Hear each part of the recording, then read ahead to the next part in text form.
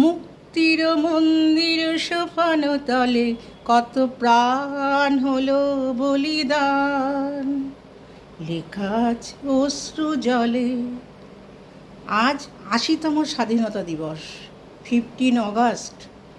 আজকে আমরা যে স্বাধীন ভারতের নাগরিক, তার জন্য আমাদের দেশের শহীদদের অবদান, শহীদরা যদি শহীদ না হতো আজকে আমরা বলতে পারতাম না আমরা স্বাধীন ভারতের নাগরিক। তাদের যে অবদান লুকিয়ে আছে তার নিচে, সেগুলো আমাদের পরবর্তী জেনারেশন, মানে আমাদের ছোটদের কাছে বলার দায়িত্ব আমাদের। এই 2-3 দিন আগে ক্ষুদিরাম বসুর জন্মদিন হলো। ওটা সরকারি হিসাবে ছুটি দেওয়া উচিত, কারণ 18 বছর বয়সে যে ছেলেটা ফাঁসির মঞ্চে দাঁড়িয়ে বন্দে মাতরম গাইতে পারে, কতটা মনের জোর। আমরা যদি সবাই এগুলো স্মরণ করি না, তাহলে না আমাদের মধ্যে এই কুকীর্তিগুলো আর আসবে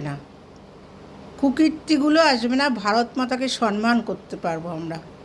তা আমার মনে হয় আমাদের প্রত্যেকের দায়িত্ব আমাদের ছোটদেরকে এগুলো বলা এবং ভারতের স্বাধীনতা নিয়ে একটু ইতিহাস নাড়াচাড়া করা। সবাই ভালো থেকো, সুস্থ থেকো।